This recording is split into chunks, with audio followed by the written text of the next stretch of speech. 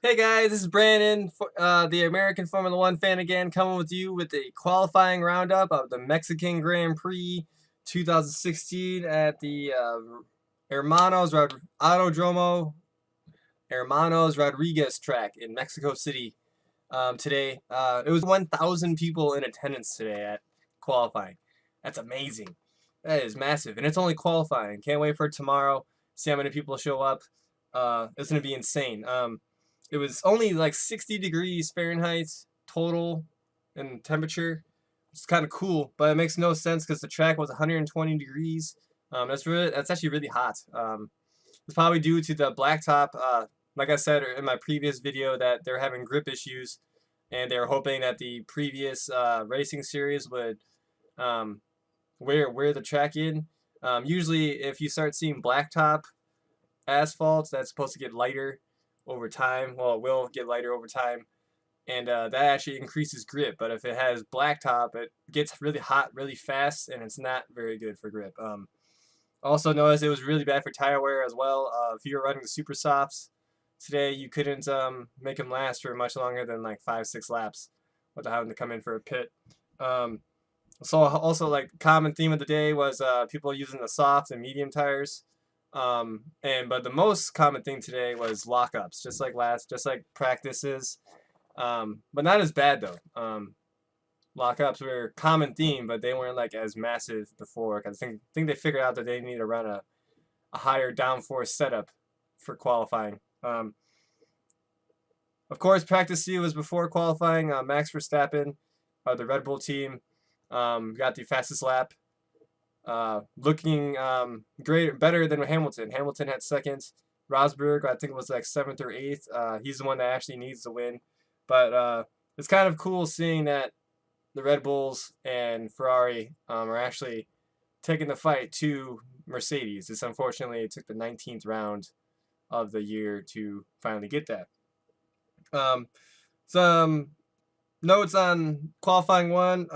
There's no track was that dusty today. It was great. So that way, like, cars actually got grip and they're actually able to put in some lap times. Roman Grosjean, he qualified P21. He had some major brake issues again. Seems to be a common theme with Haas. I hope they fix his car. Gutierrez also spun out just in front of him at the end of qualifying, which hindered Grosjean from qualifying in the Q2. Before that, I guess Palmer automatically. I'll show you a graphic at the end of this video on the final qualifying times. You'll notice that he didn't post the time. I guess that either in one of the practice sessions he ran up while everyone was struggling for grip, he went up on a curb a little too fast and a little bit too hard, and his downforce is set low, but that means he scraped the bottom of his chassis on the curb, and I guess he hit it so hard that he cracked it, so he couldn't even qualify this weekend. Which is kind of weird that, like, Formula, like if it was NASCAR, you just jump in the backup car and qualify, right? Well, in Formula One, you can't do that. You're not allowed to have a spare car ready to go,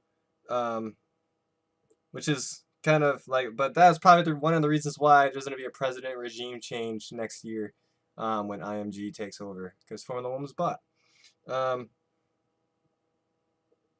then, yeah, Esteban Gutierrez qualified in P15. Eliminating qualifying one were Gutierrez of Haas, Grosjean of Haas, of course, Felipe Nasr of Sauber, Daniel Kvyat of Toro Rosso, Ocon. I think it's Esteban Ocon. I don't think it is though, but he is driver for I'm blanking on now. Manor. And Palmer, as I said earlier, with Renault, he didn't participate in qualifying. Now on for Q2. Hamilton was starting on the softs. He's saying that his front end was vibrating while he was doing his first laps. I don't know if that kept up, but seems to be fine. Both Williams seem to have been lacking pace, at least in the beginning part of the Q2.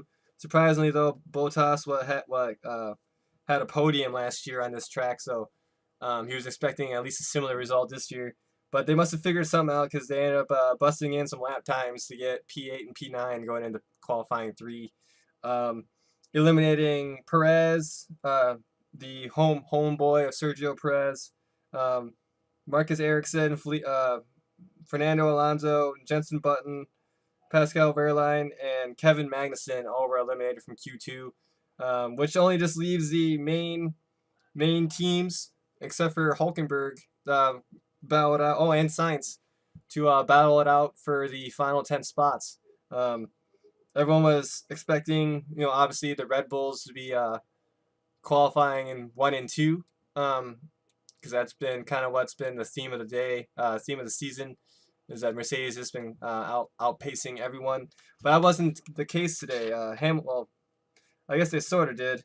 It was Hamilton and Rosberg qualified P1 and 2 today, and then third was Verstappen, fourth was Ricardo, and then Raikkonen, Hulkenberg. Hulkenberg set in a fast lap to get in above Vettel.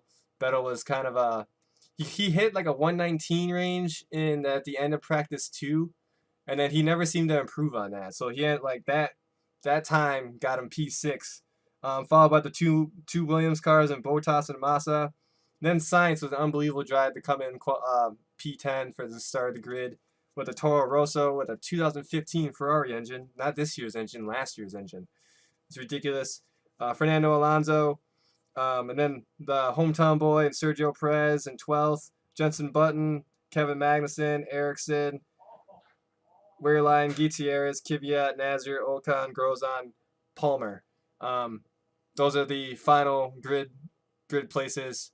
Well, who's in those final grid places? Should be for an interesting race tomorrow. Hopefully, my Haas team could fix their car, or at least be able to make it work and get into the top 10. Hopefully, you can always hope for top 5, but that's kind of unrealistic for this year. But you can always hope for a top 10. Just hope that they just finish. I also would love to have Esteban Gutierrez have a good day tomorrow, considering that he is also the other hometown boy of Mexico. He had like a massive following today. Like, even though he got spun, like he ended up like he was pushing it to the limit. His car spun out. He got out of his car in the pits, and he was all distraught and sad. And all of a sudden, like, all the crowd just roaring once they saw him. It was insane. It was awesome to see a smile put on his face, even though he had a disappointing day. He could still enjoy his home Grand Prix. The people there are so passionate. Seems like it's to be a lot of fun. Hopefully it's a similar atmosphere tomorrow, but I highly suspect it will be, only like amplified more just because there be more people there. As I mentioned before, 91,000 people there today. It's probably going to be even more tomorrow. Hopefully it's probably going to break over 100,000. Looking forward to it, guys. That's my roundup for the qualifying session of the Mexican Grand Prix in 2016. My name is Brandon. Hit subscribe if you're new. Like if you like this video. I will be watching the race. It starts at, I think it's at 1 in Mexico City Central Time. Again, my name is Brandon, the American Formula 1 fan, and I'll see you tomorrow for Race Roundup.